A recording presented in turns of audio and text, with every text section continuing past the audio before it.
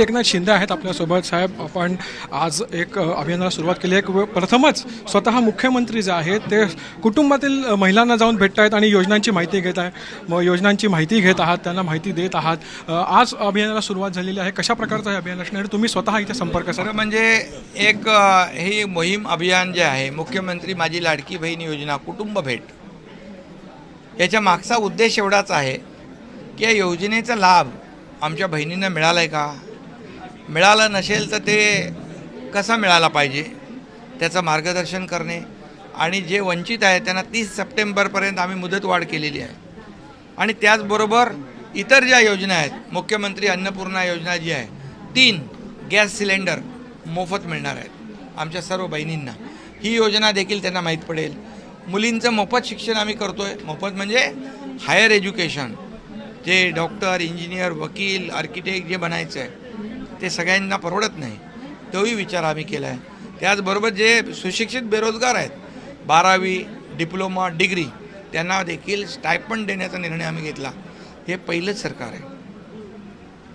कंपनीमध्ये अप्रेंटिसशिप करेल, आमच्या शासकीय कार्यालयांमध्ये अप्रेंटिसशिप करेल आणि त्याचा प्रशिक्षण भत्ता सरकार देईल. हे पहिल्यांदा झालं आहे.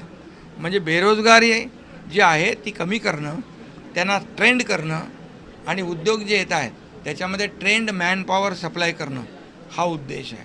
त्याचबरोबर ज्येष्ठांसाठी आम्ही योजना वयश्री केली आहे. त्यांना STमध्ये सवलत दिली आहे.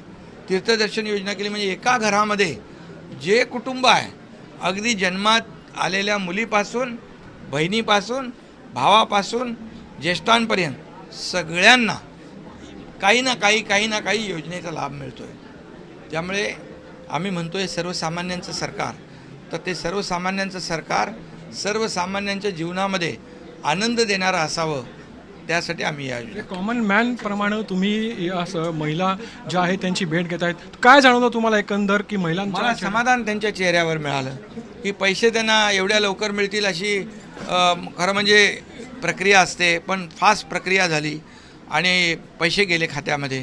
त्यांना हक्काचे पैसे मिळाले त्यांच्या, याचा आनंद त्यांना जास्ती आहे.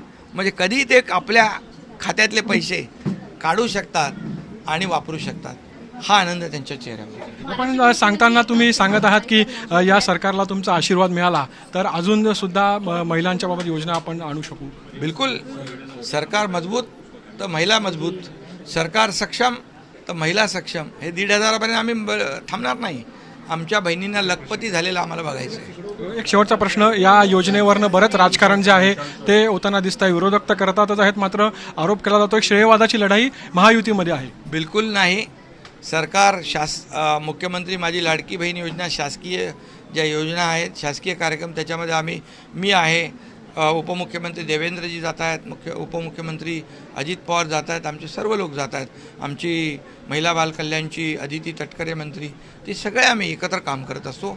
हे जे आहे, हे आपले जे कार्यकर्ते, महायुतीचे कार्यकर्ते प्रत्येक घराघरामध्ये गेले तर त्या योजनेचा माहिती सगळ्यांना मिळेल आणि याचा महायुतीला फायदा होणार आहे. त्यामुळे नो श्रेयवाद, कुठलाही श्रेयवाद नाही, याचा फायदा जो आहे तो महायुतीलाच होणार आहे, असं स्पष्ट वक्तव्य जे आहे ते मुख्यमंत्री एकनाथ शिंदे यांनी केलेलं आहे. व्हिडिओ जर्नलिस्ट प्रमोदसह विशाल वैद्य, झी 24 तास, ठाणे.